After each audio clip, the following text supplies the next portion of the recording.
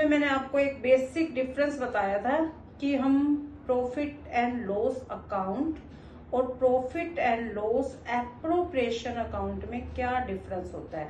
देखो बच्चे, basic difference जो इसमें होता है कि प्रॉफिट एंड लॉस अकाउंट में हम वो एक्सपेंसेस लेते हैं जो फर्म को करने ही होते हैं। जैसे मान लो कि एक फर्म है ए बी, इस ए बी फर्म को जो नेसेसरी एक्सपेंसेस है, जो फर्म को लॉस हो चाहे प्रॉफिट हो, उसको करने ही पड़ेंगे। मतलब जो फर्म के ओन चार्ज एक्सपेंसेस होते हैं, वो charge expenses profit and loss account में आते हैं। जैसे कि आप समझो इलेक्ट्रिसिटी बिल है, ये फर्म को पे करना ही पड़ेगा, चाहे फर्म को प्रॉफिट हो रहा हो चाहे फर्म को लॉस हो रहा हो।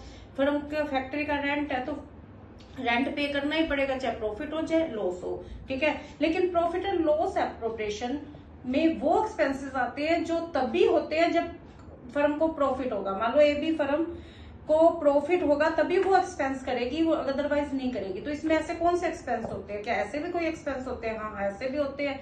जैसे पार्टनर्स को अगर सैलरी देनी है, पार्टनर्स को हमने इंटरेस्ट ऑन कैपिटल, ठीक है, तो ऐसे एक्सपेंस जब फर्म को प्रॉफिट होगा तभी वो पे करेगी, अदरवाइज नहीं करेगी। जब तक क्वेश्चन ये नहीं कहता कि ये ओन चार्ज एक्सपेंसेस है, ये एक्सपेंसेस नहीं किए जाएंगे। इसलिए जब भी ऐसे एक्सपेंसेस दिए जाते हैं क्वेश्चन में जो ओन चार्ज एक्सपेंसेस है, उसके लिए प्रॉफिट एंड लॉस अकाउंट बनाया जाता है।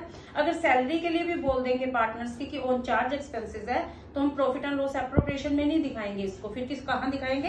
प्रॉफिट एंड लॉस अकाउंट में दिखाएंगे। होप आपको ये पॉइंट समझ आ गया।